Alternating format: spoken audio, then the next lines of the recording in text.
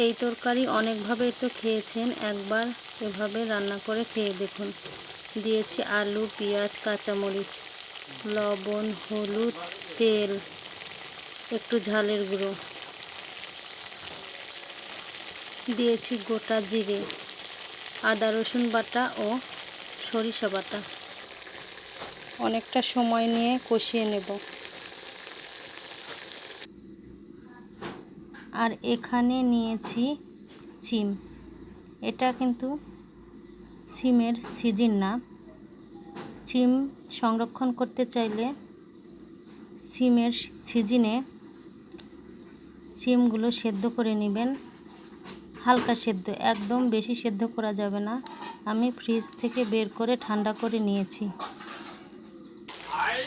সিম কিন্তু আলুর সাথে দেওয়া যাবে না, আলু আগে কষিয়ে আদা সেদ্ধ করে নিতে হবে। এখন দিয়ে দেব সিম। এখন দিয়ে দেব সয়াবিন তেল, একটু বেশি পরিমাণে দিতে হবে। ঢাকনা দিয়ে ঢেকে এখন রান্না করব।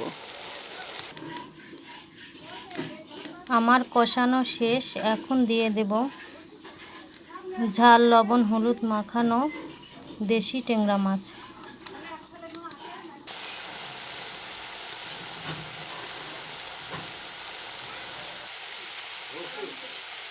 আমার কষানো শেষ। এখন দিয়ে দেব পানি।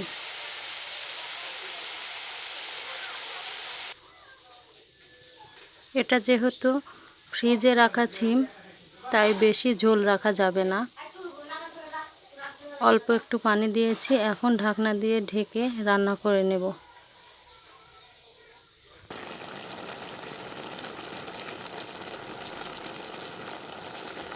দেখছেন তরকারিটা কত সুন্দর গাঢ় হয়ে এসেছে।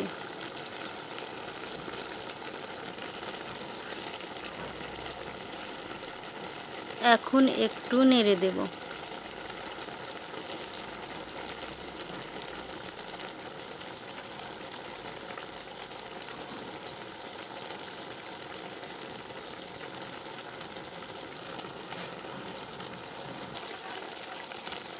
আগের দিনের সিমের তরকারি এত খেতে মজা হইতো কেন জানেন? মা চাচিরা সরিষা বেটে দিত। আর এই তরকারির টিপস হচ্ছে সরিষা বাটা।